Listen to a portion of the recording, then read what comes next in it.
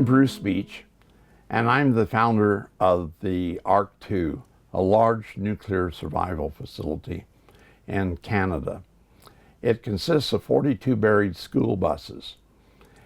And the purpose of this particular shelter is to help with the reconstruction of society. I published a book called Society After Doomsday, and I have here a copy of a paper that you can download from the internet, and the master of it, if you want to give it to other people, it deals with the subject of reconstruction of society after nuclear war. This is the beginning of a series of 6 courses to tell you how to create and operate LERNs. LERNs are local economy recovery networks. And these are the most important thing to know about after a nuclear war. Many people would think to prepare for a nuclear war, what you want to do is store a lot of food and weapons and have a shelter prepared to protect your family. But no matter how much food you store, how many weapons you have, someone later could come along and take all of this from you. What you need is to be able to work with other people afterwards. You won't be able to organize them ahead of time. Most people do not believe there's going to be a nuclear war.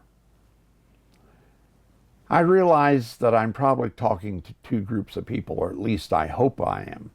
I'm talking to one group of people before a nuclear war who are wanting to make preparation. But this is a very small group, I hope. I hope that many people afterwards will hear this and they won't have prepared, because most people will not prepare ahead of time. So here what I'm going to do is tell you about what will happen with a nuclear war and how you prepare LERNs and what they do and the role of the LERNs in your survival. The immediate thing that you'll recognize or come to realize after a nuclear war is that no one is coming to help. The power will be off. There will be no fuel for cars. Stations won't be pumping them. Nobody will be going to work to provide any services. Everything will just be dead, not functioning. Nothing that you can pull on a resource on at all.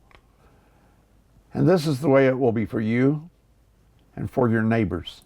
They won't have an idea of what to do unless you work this through ahead of time in your mind. You won't either. But that's the purpose of this course, is to teach you what to do from ground zero and start building up. The first thing you have to realize is what you need is the help of other people. And the other people are going to very much need your help if you understand what they're supposed to do. Because that's the first thing they're going to be saying to themselves is, what do we do now? And they won't have a clue. The thing they need to do now, and the first thing they need to do, is to form a LERN. Now what a LERN is, a local economy recovery network, is a group of 150 people around you. That's an ideal number. You may only get 10 or 20 people to join with you. And there may be 200, 300, 400. If there's a greater number, then you've got to split it and to a couple of LERNs. But with this number of people, of 150 or less, you need to get them to come together and hold an election.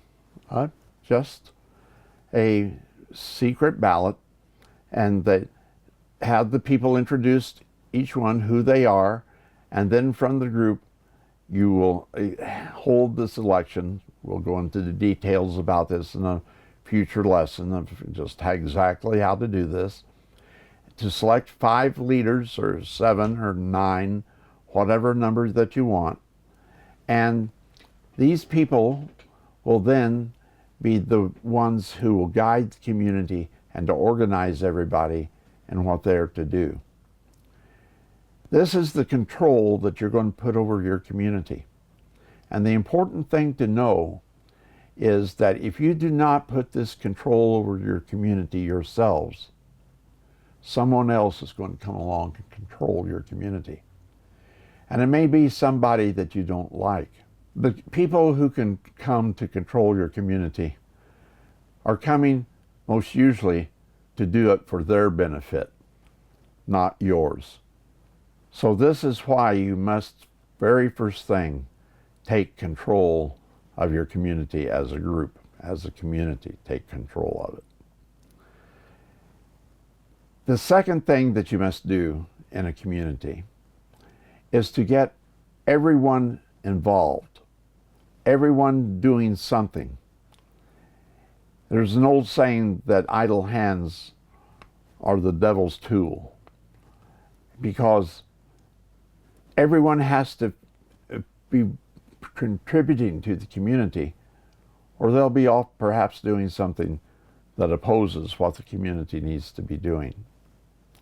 So everyone from day one, by those whom you have elected as the directors of your community, must be assigned a task to do. What the leaders of your community will be determining that your community needs to do, I have no way of telling you. It differs from community to community. Most places, the first concern will be security. But behind that, the need of your community may be food or water or communications with another community somewhere. It can be any multitude of things. And they are the ones that are going to have to figure it out, to find out the resources they have in the community, the people who are able to do what particular things, to assign tasks, to gain the ends that the community needs to do. So with that, I will leave this as the introduction to the series. And later in the series, we will discuss such things as how your community will make money for being able to do trade between your community and other communities, how the economics of the community will function, how you will choose your leaders in detail, how your leaders will make their decisions.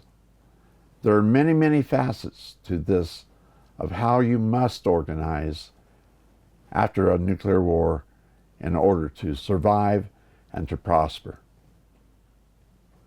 With that, we will now go directly into lesson 1.